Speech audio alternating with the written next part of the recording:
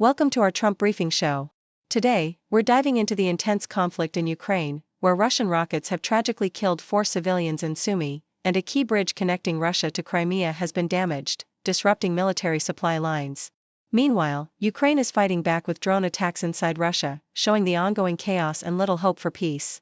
President Zelenskyy is calling for global pressure on Russia, but the fighting rages on with heavy civilian casualties. Next up, we have some lighter, yet amusing news about Elon Musk. Jon Stewart couldn't hold back his humor, mocking Musk's tired look and black eye, joking about a rough night in Nashville or stress from politics. Stewart also threw in some playful jabs about Musk's alleged drug use during the 2024 campaign, highlighting how the former tech titan's image has taken a hit amid political chaos. It's a funny, yet telling glimpse into the toll of high-profile stress. Finally, we explore political battles and international tensions. Newark's Mayor Ras Baraka is suing Trump's defense attorney Alina Habba over his false arrest outside an ICE facility, claiming political motives and violation of rights. Meanwhile, in Europe, Spain is embracing China's economic opportunities, while the Czech Republic remains wary, citing security concerns. And in South Korea, a new president is expected to be elected, promising to focus on economic stability and regional diplomacy. It's a whirlwind of conflicts, politics, and international diplomacy shaping today's world. Please continue to stay tuned for the full stories. The Toronto Star reports on the ongoing chaos and devastation caused by the Russia-Ukraine conflict, highlighting a recent Russian rocket attack on the Ukrainian city of Sumy that resulted in 4 civilian deaths and numerous injuries. President Zelenskyy condemned the attack as a deliberate assault on civilians, emphasizing Moscow's refusal to cease hostilities despite international efforts for peace. Concurrently, Ukraine's secret services claim to have damaged the crucial Kerch bridge connecting Russia to Crimea by detonating explosives, a move that further destabilizes Russian logistics and military operations. Amidst these hostilities, Ukraine launched a daring drone attack deep inside Russia, damaging over 40 Russian warplanes and signaling a significant strategic blow to Moscow's military capabilities. Ukrainian officials and leaders continue to demand increased global pressure on Russia, with Zelenskyy urging decisive action from Western powers to push Moscow toward negotiations, while Russian officials dismiss any prospects for peace, vowing victory and retribution. The conflict remains intense, with both sides suffering heavy casualties and engaging in provocative strikes that underscore the persistent deadlock and the complex, high-stakes nature of the war. Meanwhile, The Independent features Jon Stewart's humorous critique of Elon Musk, who recently appeared with a black eye after working briefly for the Trump administration. Stewart joked that Musk looked beaten down, likening his appearance to that of a man who had a rough night in a Nashville bar, and mocked his rapid transformation from a tech titan to a figure worn down by political and personal turmoil.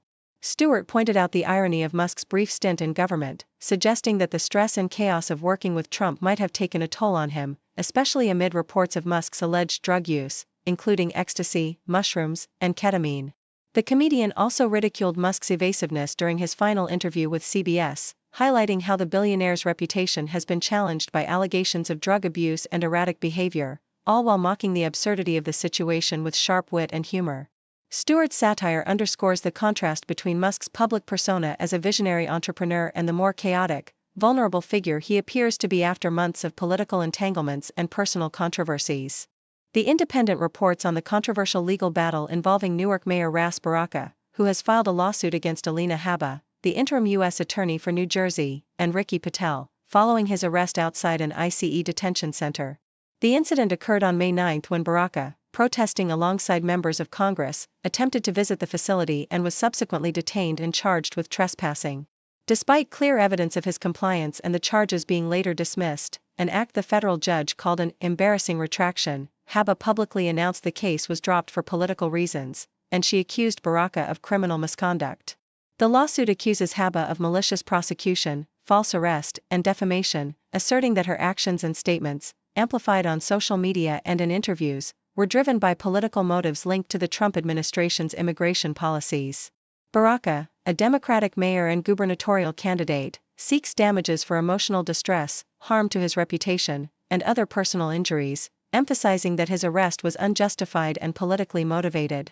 Associated Press details the broader political and legal context surrounding Baraka's arrest and subsequent lawsuit, highlighting the tension between local and federal authorities amid the Trump administration's immigration enforcement policies. Baraka's legal actions accuse Habba and Patel of pursuing a politically motivated prosecution, with the lawsuit emphasizing that the arrest was made despite evidence of his lawful behavior. The incident has become a flashpoint amid ongoing disputes over sanctuary city policies and federal immigration enforcement, with Baraka's campaign for governor possibly influenced by these clashes.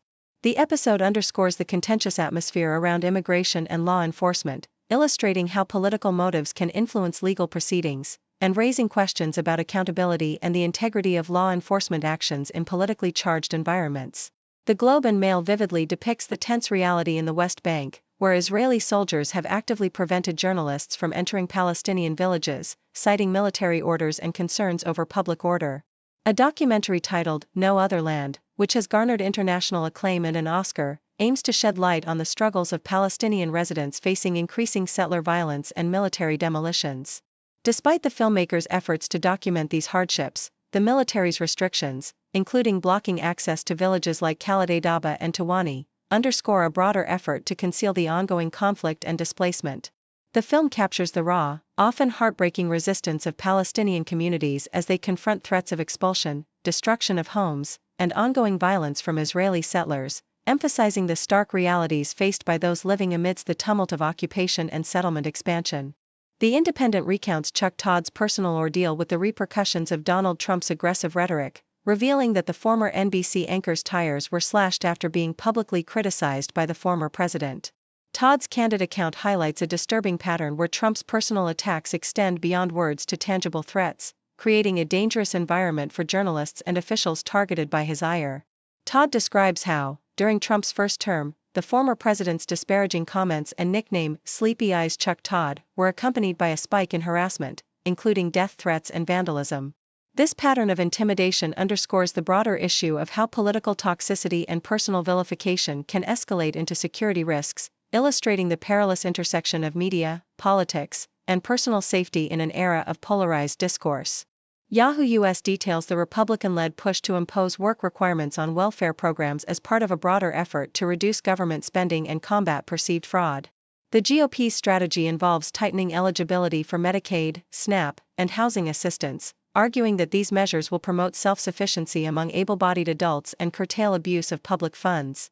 However, critics warn that these policies could inadvertently harm vulnerable populations, including the homeless, disabled, and those with irregular work hours, by risking the loss of essential benefits.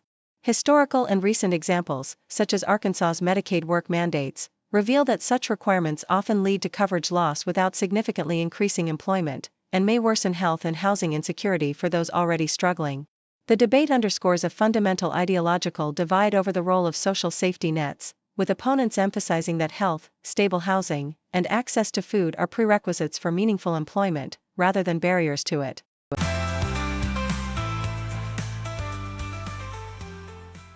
CNN reports an unexpected rise in U.S. job openings in April, with the number reaching 7.39 million, defying economists' expectations of a decline. The data reveals a nuanced labor market. While job openings increased across most sectors, with notable gains in arts, entertainment, and professional services, there was also a sharp rise in layoffs, nearly 200,000 higher than the previous month.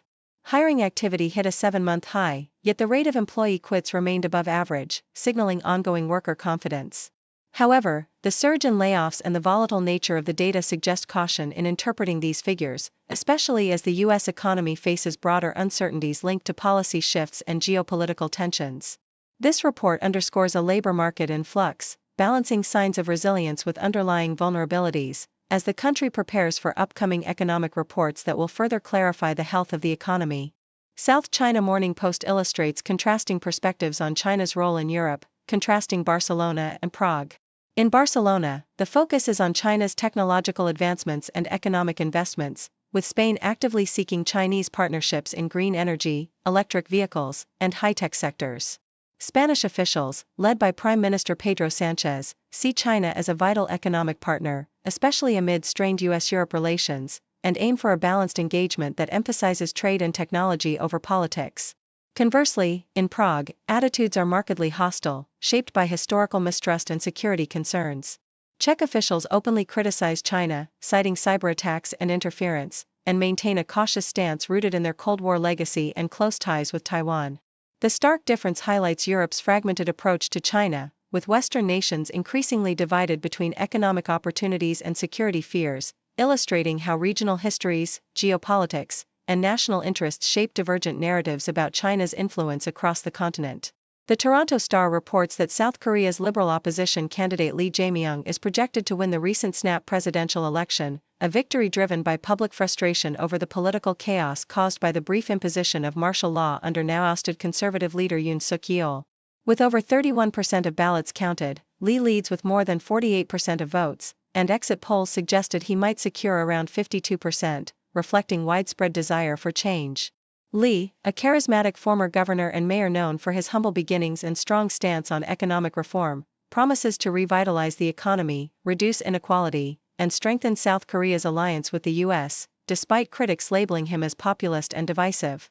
His foreign policy stance emphasizes pragmatic diplomacy, maintaining the trilateral alliance with Washington and Tokyo, while carefully navigating the challenges of U.S. tariffs and North Korea's nuclear ambitions. Experts suggest that regardless of who takes office, major breakthroughs on these external issues remain unlikely due to the complex geopolitical landscape. Lee's approach to North Korea involves cautious engagement and support for continued talks, though he acknowledges the difficulty of achieving denuclearization amid strained relations, especially considering North Korea's focus on expanding its nuclear arsenal and the limited diplomatic options available.